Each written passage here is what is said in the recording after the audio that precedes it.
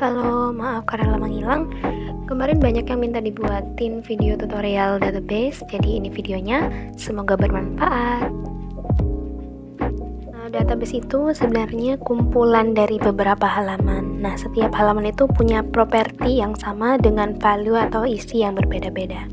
Maka gitu, di setiap database kita bisa buka halamannya itu open page.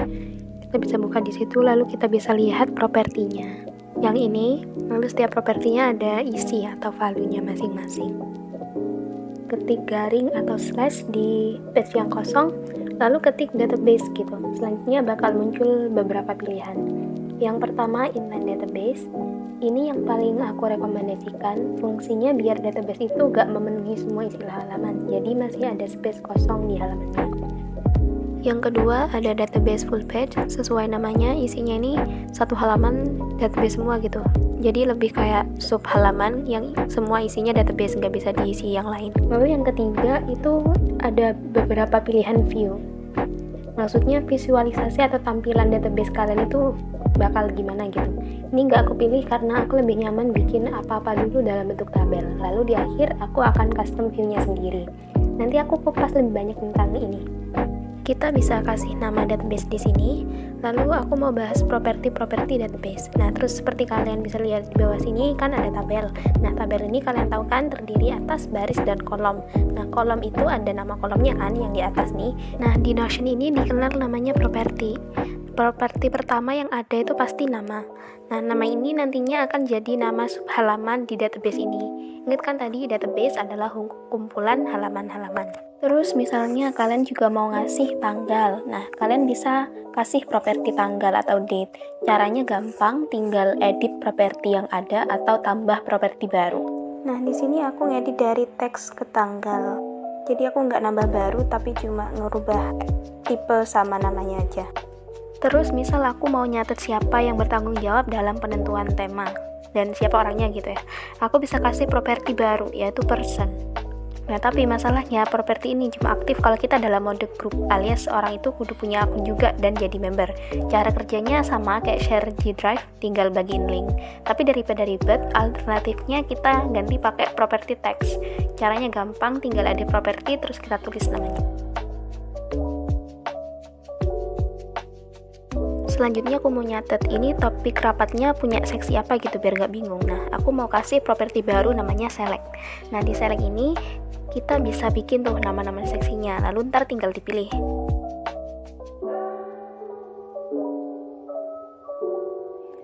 Ada properti lain yang mirip tapi agak beda, yaitu multi select. Kalau di multi select, sesuai namanya, kalian bisa milih lebih dari satu.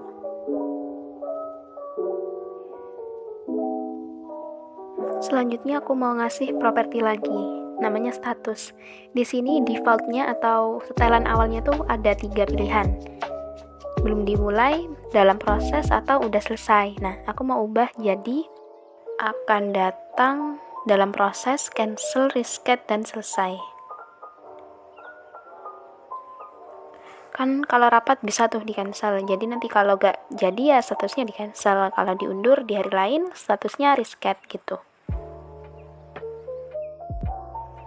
Terus setelah rapat atau sebelum rapat pasti ada job desk-nya dong. Nah, nanti kalau nggak ada job desk-nya nanti rapatnya bahas apa gitu ya. Nah, ini aku mau buat database baru namanya job desk. Ini khusus untuk job desk. Job desk-nya itu apa ditaruh di situ.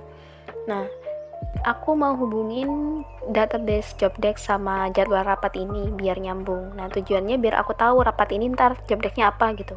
Terus kalau job desk ini sebenarnya punya rapat yang ini milik rapat yang mana sih gitu, biar aku bisa ngubungin dua itu.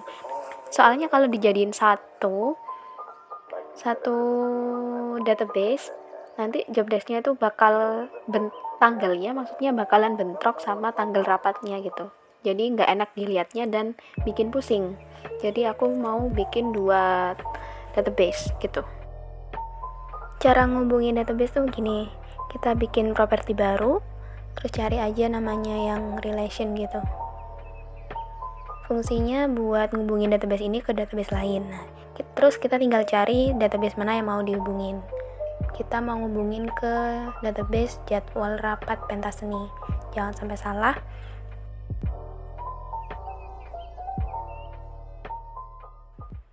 Nah, aku ngubunginnya dua arah, jadi value atau isi yang aku isikan bisa muncul di kedua database, kayak gitu caranya.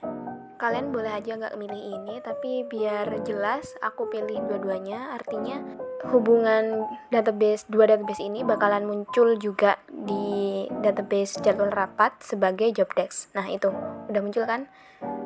Properti job desk udah muncul di jadwal rapat pentas seni. Nah, sementara di sini aku ganti namanya jadi rapat gitu. Nah, ini karena database-nya udah terhubung, kita bisa langsung klik lalu milih job desk ini punya rapat yang mana gitu. Nah, kan langsung muncul di situ dan di atasnya juga langsung muncul. Jadi otomatis dan kita nggak perlu ngisi lagi gitu.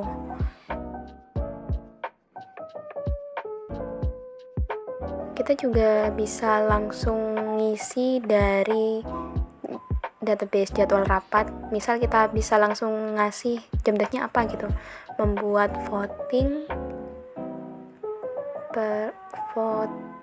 persiapan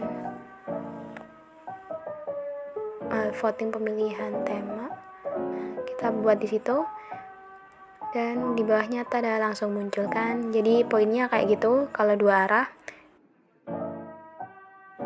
Terus misal nih, kalau lihat di job desk pentas seni aja, misal aku pengen tahu membuat mood board itu tugas seksi apa gitu, masa aku nulis satu-satu, nulis lagi gitu kan, enggak. Jadi aku mau nambah properti baru namanya roll up. Itu mana ya, coba kita cari roll up gitu, kita klik. Nah, relasinya kita pilih yang rapat. Sebenarnya satu database itu bisa dihubungkan ke beberapa database. Nah, untuk propertinya kita pilih aja yang sesuai apa yang kita mau, yaitu seksi. Kita mau ngelihat seksi otomatis di job desk pentas seni. Kita pilih aja seksi. Nah, kan langsung muncul job desk ini punya seksi acara semua. Nah, gitu. Tanpa ngetik ulang, tanpa nulis ulang. Selanjutnya aku mau ngaktifin dependensi, artinya job desk ini baru bisa dilakuin setelah job desk sebelumnya udah selesai gitu. Poinnya kayak gitu. Dan di sini aku mau ngaktifin do not automatically save biar semuanya serba manual. Di situ bakalan langsung muncul block by sama blocking. Artinya block by ini dihalangi oleh gitu. Artinya job desk yang sebelumnya, maksudnya kamu harus ngerjain suatu job desk biar job desk ini boleh dilakuin.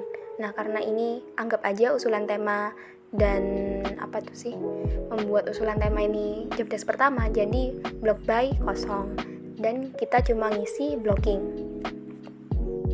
Kita bisa mengisi blocking dengan mempersiapkan voting pemilihan tema dan itu kemudian langsung muncul di bawah. Berarti intinya kita harus membuat usulan tema dulu baru bisa voting. Oke, biar lebih jelas gini, misal ada job desk A, B, dan C. Yang harus dilakuin dulu tuh A, baru bisa ngelakuin B, baru bisa ngelakuin C. Misal sekarang kita ada di job desk B. Job desk B ini adalah diblok oleh A, blocked by A gitu. Berarti kita harus nyelesain job desk A dulu baru bisa ngerjain job desk B. Nah, sementara ada tulisan juga tuh, job desk B ngeblocking C. Nah, artinya C nggak bisa dikerjain kalau B belum dikerjain gitu. Jadi urutannya A, B, dan C. Block by itu kita mengarah ke sebelumnya, sementara blocking kita mengarah ke setelahnya gitu. Paham gak sih? Tolong deh, aku nggak bisa ngejelasin. Coba diulang-ulang lagi kalau belum paham. Oke, yang ini tinggal kita isi aja, berarti sesuai urut-urutan job desk-nya.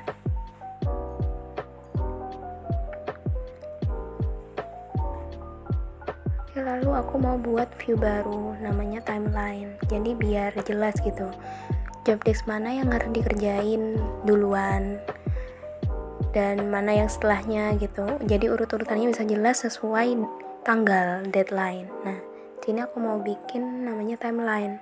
Propertinya yang muncul tuh nama aja sih sama tanggal. Nah, tapi ini kok belum muncul ya? Walah, itu belum ada tanggalnya, belum no date tuh kelihatan. No date.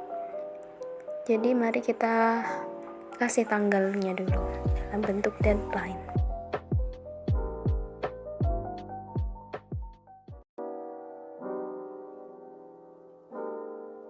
Terus setelah selesai ngasih tanggal, coba kita lihat. Nah, itu kan panah-panahnya membuat usulan tema dan konsep. Panahnya mengarah ke mempersiapkan voting pemilihan tema, lalu mengarah ke membuat mood board. Nah, tapi ini biar kelihatan cantik, biar panahnya satu aja, nggak bercabang, kita edit aja ya yang di membuat mood board. Kita hapus satu job text. Nah, biar kayak gitu. Nah, panahnya udah cantik. Membuat usulan tema dulu, lalu mempersiapkan voting dan membuat mood board gitu urutannya. 1, 2, 3. Nah, jadi kan enak gitu kalau kita ada project gede gitu dan terdiri dari beberapa job text. Kan kita sekali lihat langsung tahu urutannya gimana gitu. Oke, untuk part 1 segini dulu. Kalian suka nggak sih aku bikin tutorial berdasarkan kasus kayak gini, by case? Di sini kan kita ceritanya lagi mempersiapkan pentas seni. Apa selanjutnya aku harus bikin yang satu-satu gitu? Tutorial yang putus-putus atau gimana? Kalian bisa komen ya. Tunggu aja buat tutorial database part 2. See you. Terima kasih.